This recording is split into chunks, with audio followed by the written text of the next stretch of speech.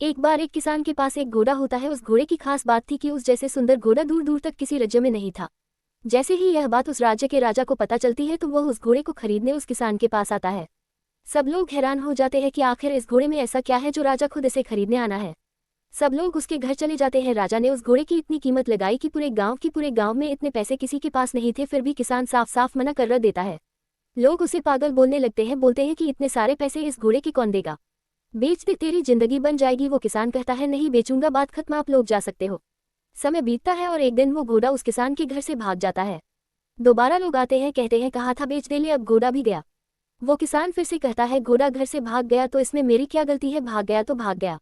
कुछ दिन बाद घोड़ा वापस उस किसान के पास आ जाता है और साथ में अपने जैसे 8/10 घोड़े ले आता है। गांव वाले फिर आते हैं और बोलते हैं तो चालक है, तुझे सब पता था तभी तूने घोड़ा नहीं बेचा। फिर वो किसान फिर से कहता है कि घोड़ा फिर से गया और वापस आ गया साथ में और घोड़े ले आया, बात इतनी सी तो है, आप लोग जाओ। फिर एक दिन किसान का लड़का साथ आए घोड़ों को ट्रेनिंग दे रहा था।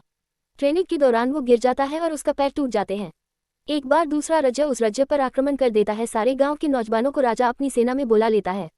उस लड़ाई के दौरान उस गांव के आधे से ज्यादा युवा शहीद हो जाते हैं, बचता है किसान का लड़का।